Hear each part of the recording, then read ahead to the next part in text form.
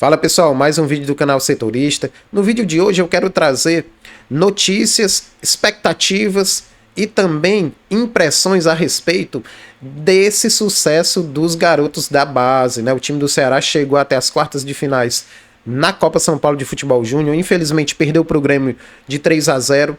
Só que para quem viu o jogo, notou que o Ceará teve muitas chances, né? É um placar até mentiroso esse placar de 3-0, ou seja, poderíamos ter ido até mais além na Copa São Paulo, né? Tivemos também jogadores do Sub-20 jogando contra o Floresta na primeira rodada do Campeonato Cearense, ou seja, todos esses fatos fizeram com que ocorresse uma ascensão de muitos jogadores no time profissional, né? E aí, pessoal, ao colocarmos esses garotos já como profissionais, a gente tem que ter alguns cuidados, né? Alguns cuidados que eu até vou citar aqui no vídeo de hoje, né? A critério de informação, antes da finalização aí da participação do Ceará na Copa São Paulo, já estavam com um time profissional, ó, o goleiro Gustavo Martins, o lateral direito Aloysio, os zagueiros Pedro Gilmar e também Gabriel Silva, que jogaram, né? Jogaram pelo Campeonato Cearense. O Pedro Gilmar jogou 2 partidas, o Gabriel Silva, ele jogou contra o Tirol, né? Ou seja, já tiveram oportunidades, né? O Júlio jogou contra o Maranguape, contra o Iguatu, o atacante Júlio, né? O João Gabriel, que é volante, jogou contra o Tirol, né?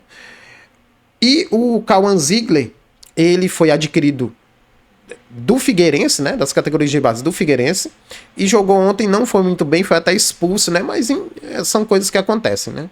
Então, esses já estavam incorporados.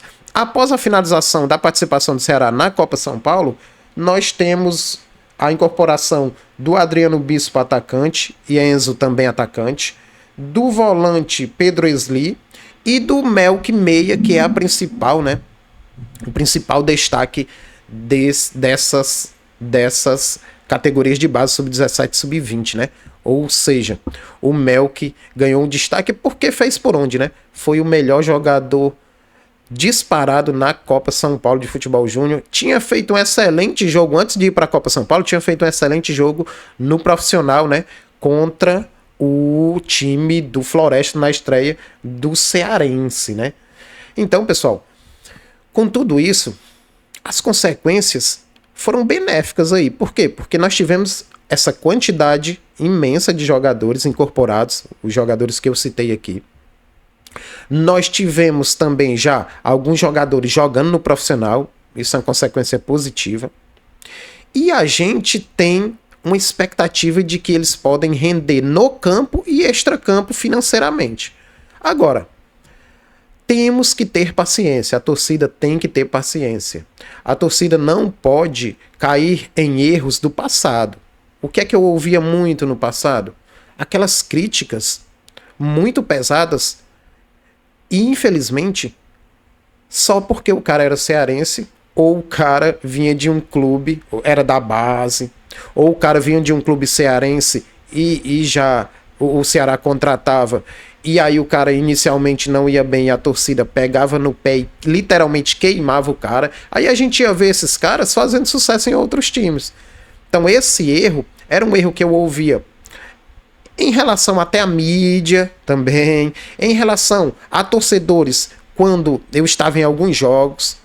Então, o cuidado que a gente tem que ter é o seguinte: primeira coisa, esses meninos, comparando com essa galera do final de anos 90, década de 2000 até 2010, nós não tínhamos a infinidade de campeonatos de base organizados pela CBF que nós temos hoje. Ou seja, de certa forma, a preparação daqueles caras que tinham valências positivas, ou seja, que tecnicamente muitos eram bons, mas nós não tivemos a paciência de deixá-los performar da melhor maneira no time principal. A experiência que eles não tinham, esses garotos têm, porque nós temos essa grande infinidade de campeonatos, né? Ceará campeão do Nordeste na base no ano passado.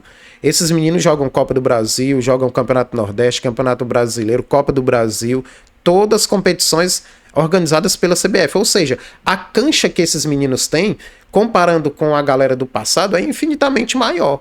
faz com que eles estejam melhor preparados. Mesmo assim, a gente tem que ter paciência, né?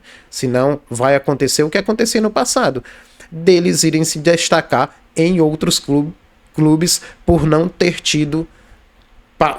termos tido paciência com eles aqui, né? Então é um cuidado que a gente tem que ter. E para finalizar, pessoal, falar do Melk aí, essa informação de que o contrato até 2027 apenas e uma multa de 10 milhões apenas. Para o futebol de hoje isso é piada, né? Não ficou claro se essa extensão de contrato foi feita após esse sucesso dele na Copa São Paulo e após esse janeiro de 2026. Se esse contrato tivesse sido feito depois da competição da Copa São Paulo, é bizarro. A gente tem que ficar de olho para ver se não tem alguma coisa estranha nesse angu aí, né? Ou seja, a gente tem que ficar de olho e não aceitar um cara como esse sair a preço de banana, não. É por isso que a mídia independente tem um papel importante. Então vamos ficar de olho. Acho isso uma piada se não tivermos o acréscimo do contrato do Melk, e o acréscimo na multa vai ser muito estranho, vai dar pra gente até suspeitar de algo errado, porque é inadmissível. Então veremos, a gente tem que ficar bem ligado nessas multas, nesses contratos e nesse submundo aí de empresariado e também de garotos da base não serem aproveitados aqui e porventura serem aproveitados por outros clubes. Então a mídia independente tem que ficar de olho nisso, tá bom?